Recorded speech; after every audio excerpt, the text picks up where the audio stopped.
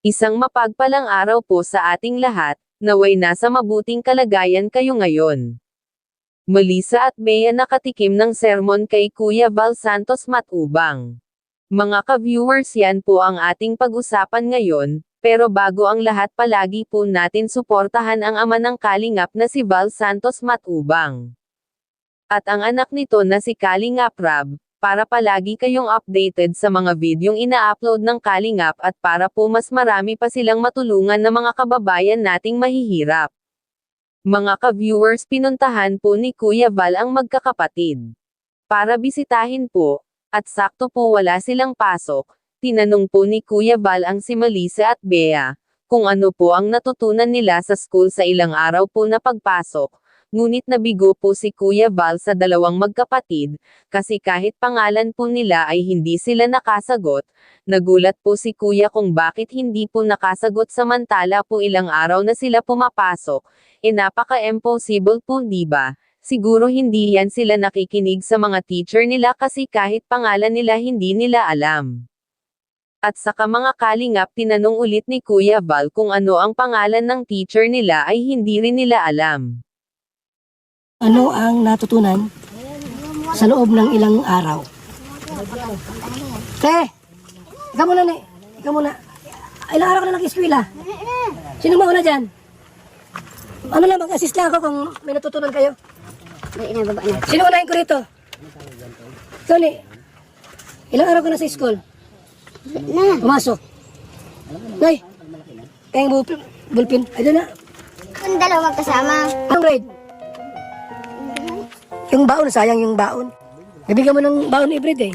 Akala natin natututo. Pala hindi. Mamaya ang nakasulat doon mali.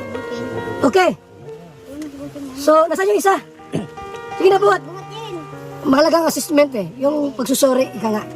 Your name. Your name. Sa Tagalog, anong pangalan mo? Kita mo? Wala alam po.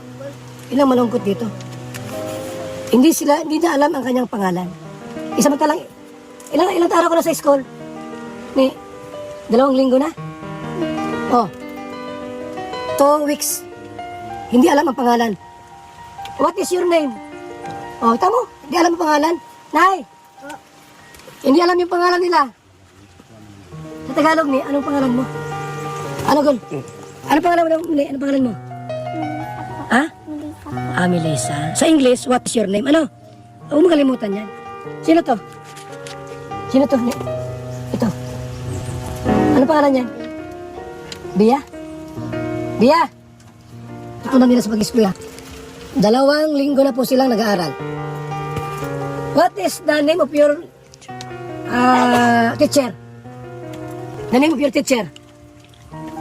Di mo alam? Ha? O, kita mo? Hindi alam yung teacher, anong pangalan? The name of your teacher, Teacher Agol. Mga ka-viewers, ayon po sa inyong napanood, siguro po nahihiya lang talaga sila Melissa at Bea na sumagot kay Kuya Val. Kasi isang himala po kung hindi nila alam ang kanilang mga pangalan at pangalan ng teacher nila. Alam nila pero hindi lang siguro nila kaya nasabihin kay Kuya Val. Siguro po kung si Kalingap Rab ang nagtanong, baka nasagot po nila.